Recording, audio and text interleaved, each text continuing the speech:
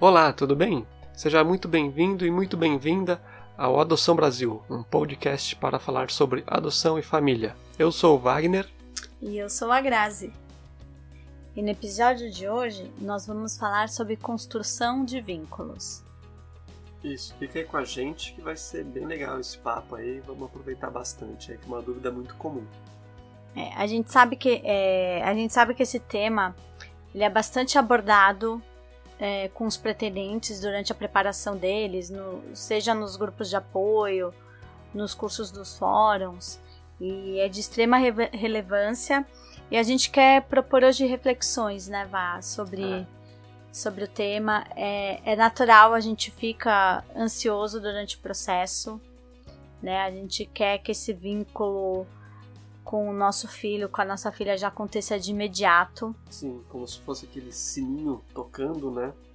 A partir do momento que vocês cruzam os olhares, mas quase nunca é assim. E vai ficar, e como se virasse uma chavinha e vai ficar tudo bem, isso, né? E não tem essa, somos uma família sem desafios. Família nós já somos, né? Mas assim, sem desafios, sem nada disso. E a construção de vínculo, ela leva tempo, né? Ela é um processo que precisa ser cuidado diariamente, ele é construído. Isso, semeado, né? Sim. E não tem um prazo para isso acontecer. Não é assim, uma semana, pode ser 2, um mês, 2 meses. Também não tem um certo. O que funcionou pro amigo do lado nem sempre vai funcionar pra gente.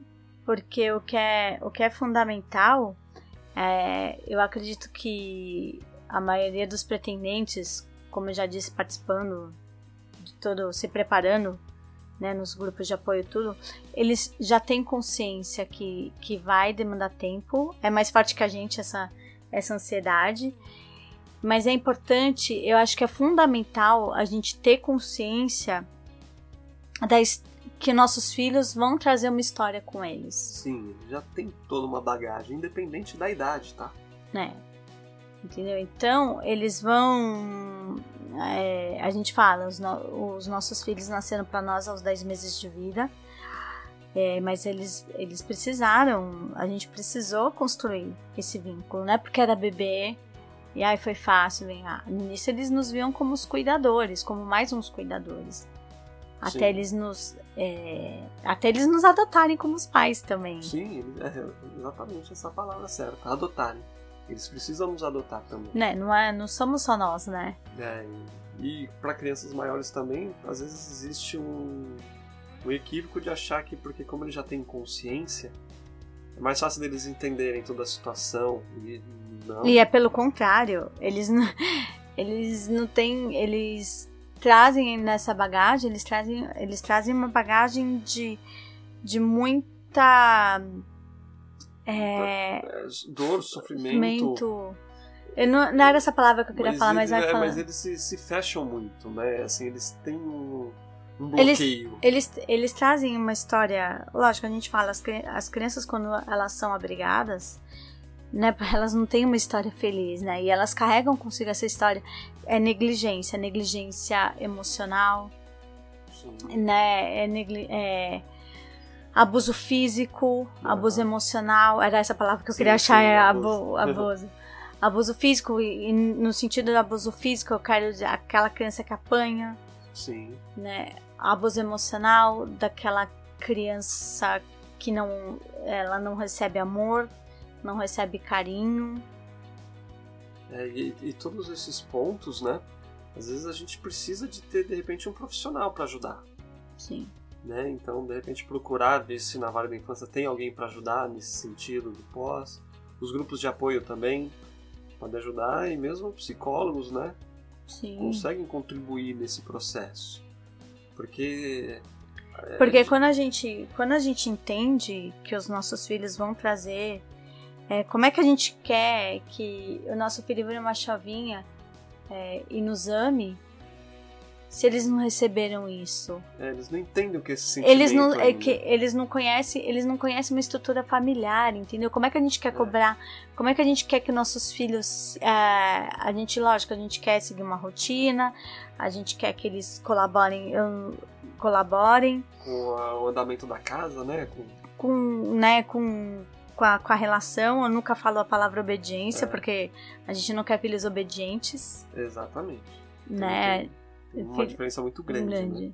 Então, como é que a gente quer que tudo seja colaborativo ali, né? Não, se a gente não cuidar dessa parte, entendeu? Como é que a gente quer exigir isso dos nossos filhos, né? Que eles já colaborem, que eles não tenham desafios de comportamento, se a gente não entender isso.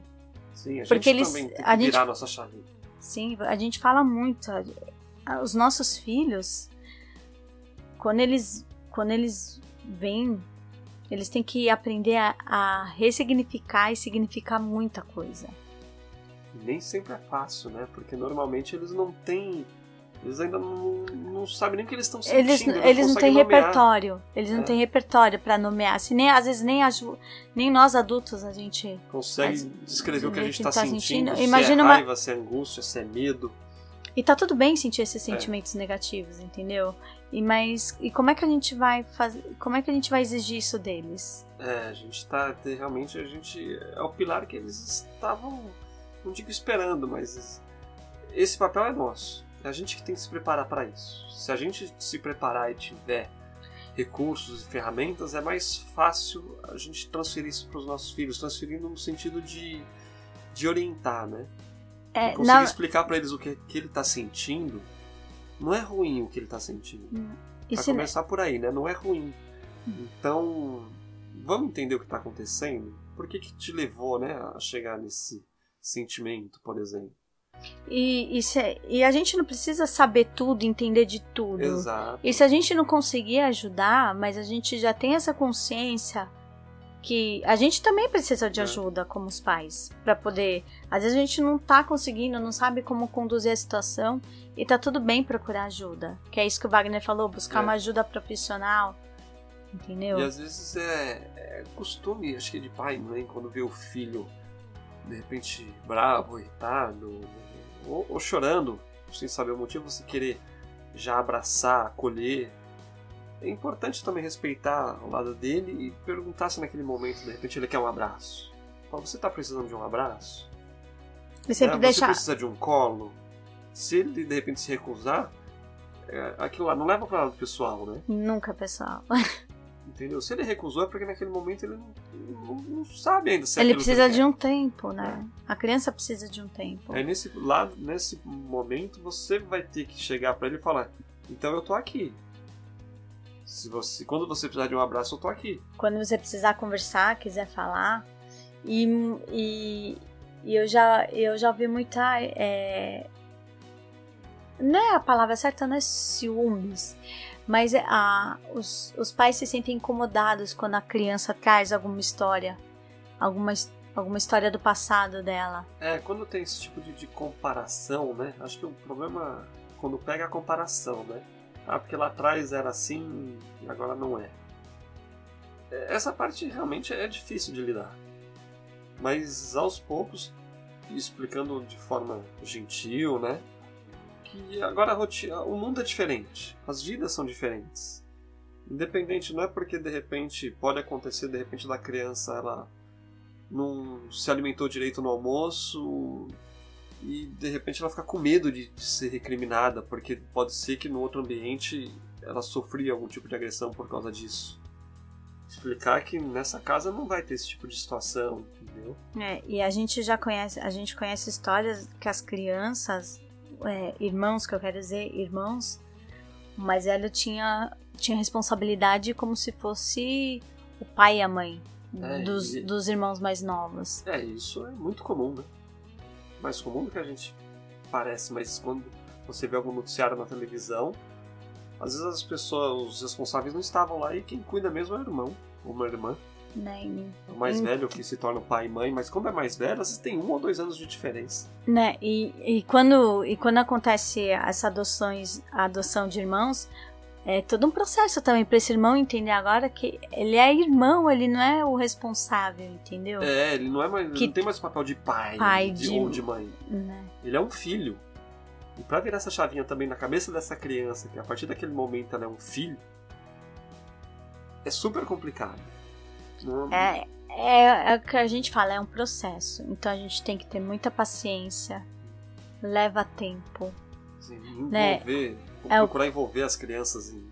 É o que eu sempre falo, antes de você pensar em ter o amor do seu filho, você tem que ter a confiança, você tem que construir esse vínculo, essa conexão. Exatamente. Aí... Que aí o resto toda a consequência vai acontecer. Vai caminhando bem, né? Mas precisa mesmo. Eu sei que essa palavra paciência aí persegue a gente, né? Porque quando você entra no processo, não sabe quanto que termina o processo burocrático, aí a gente só escuta, paciência, vai dar certo. E aí você foi habilitado. Depois quanto tempo na fila? Aí 6 meses, 1 ano, 2, 3, 5, e todo mundo é paciência. Não, paciência que vai. No final acontece. E aí você, agora, né? Tô com meu filho, tô com minha filha. Chegou. E a gente vai te mandar de novo a palavra paciência. Outra coisa que eu quero falar, Vá, é a questão das regressões que pode acontecer. Sim. Isso acontece mesmo. Isso faz parte do processo também, porque muitas vezes tá tudo bem, né? A rotina tá correndo bem, já tá fluindo, e de repente o filho, as crianças vêm com uma regressão ou com um desafio de comportamento que você não fala, mas estava tudo bem, ontem estava tudo bem, há 5 minutos atrás estava tudo bem. De repente teve uma explosão, qualquer coisa que seja, né? Uma explosão da criança. Sim. De raiva, de choro, né? De repente a criança chora sem saber o porquê. E é coisa que de repente vem alguma coisa do passado. E esse ponto é um pouco mais difícil de identificar, né? Procurar entender o que aconteceu, o que seria, qual foi o gatilho para isso ter acontecido, se teve, né? Porque também é o que a gente falou, a criança ela não tem repertório, ela não consegue elaborar para te falar, foi isso ou foi aquilo. E não adianta pressionar para falar, não, mas fala pro papai, fala pra mamãe o que aconteceu. Mas ele não sabe o que aconteceu. A gente, adulto, já é difícil, às vezes. E vai angustiar mais ainda. Se você tentar pressionar pra ele falar e ele não vai conseguir, aquilo vai dar mais angústia ainda nele. Então. Regressões do comportamento também não tem só essa questão de repente. É porque ele ficou bravo aparentemente do nada, né? Mas tem comportamental também no quesito dele começar a fazer coisas de criança de muito abaixo da idade dele, por exemplo. Que provavelmente ele foi privado de querer resgatar coisas que ele não viveu, né? Entendeu? De repente pode ser que ele queira brincar a garota querendo brincar de bonequinha, já sendo uma garota maior. Ou de repente quer dormir de abajur porque tá com medo do escuro. Isso tudo tem que ser levado em conta, tem que ser respeitado. Entendeu? Com o nosso filho aconteceu isso. Né? A gente se preocupa muito também em não colocar tudo colocar na conta só porque teve a história da adoção. Sim, não pode. Né? A gente tem que levar, é o que eu falo, a gente tem que levar muito em conta também. A gente não pode esquecer a questão do desenvolvimento. Sim. Né? Mas a gente tá falando aqui na questão dessa criação de vínculo, desses desafios, né? E a gente tem que a gente tem que respeitar, né? Respeitar, a gente tem. Tá querendo dizer dosar? Equilibrar a nossa, as nossas expectativas. Isso, exatamente. Oh, meu Deus, como foge as palavras, mas equilibrar é a palavra-chave mesmo, porque lógico que a gente tá com a expectativa lá em cima. Lógico que a gente quer que aconteça tudo muito rápido. Então... É aquilo que a gente fala dos filhos reais e dos filhos que a gente idealiza, né? Que a gente, durante a nossa espera, a gente tá esperando, a gente idealiza aquilo na nossa cabeça, que vai ser tudo lindo, maravilhoso, né? Vamos ser uma família feliz, estilo Doriana, isso não existe. Independente da forma como a família foi gerada, né? E a configuração da família. Não existe família. Os desafios vêm logo nos primeiros dias, independente de como for. A gente faz uma analogia, dá pra fazer uma analogia curiosa com quando de repente a gente conhece, tem bastante amigas, né? E cunhadas também que tiveram filhos. Na maternidade, tá naquela lua de mel, assim, aquela coisa linda, romântica, o bebezinho, nem faz barulhinho no choro. Primeiro dia que chega em casa, no segundo já tá um caos. E aquilo tudo que foi idealizado, em 2 dias já desmontou. Já. Então a gente ponderar ponderar as nossas expectativas, né? E eu acho que quando a gente tem consciência disso tudo, não que isso é regra, né, gente? Não é regra, não é porque né, vai acontecer isso, tal, mas quando a gente já tem já tem consciência desse cenário, que pode ser também como pode... Isso, pode não ser tudo isso, pode ser muito mais simples. Entendeu? Então, mas... Porque pode ser que você encontre alguém e fala, nossa, comigo foi completamente diferente. Fala, pô, então pelo menos conversa comigo. Me ajuda, né? Contribui comigo, que vai ser bem legal. E é confiar no processo. Sim. Né? Confiar no processo. Que vai levar tempo, mas vai tudo dar certo. Tudo vai se endireitar e caminhar, encaixar nos trilhos. E é o que a gente fala, se precisar de ajuda... Pode entrar em contato com a gente. Procure, seja para desabafar, uma ajuda profissional. Não se sintam incapazes, com vergonha de buscarem ajuda. Não se sintam mesmo. E espero que com esse papinho aí que a gente tenha tido agora... É que senão a gente vai se alongar muito, porque dá pra destrinchar tanta coisa, mas a gente faz pode... isso em outro episódio. Né? E espero que ajude de alguma forma, né? Esse nosso papo aqui. Se você tiver dúvida, comentários, sugestões, críticas, manda pra gente aí, que a gente quer saber, quer ouvir.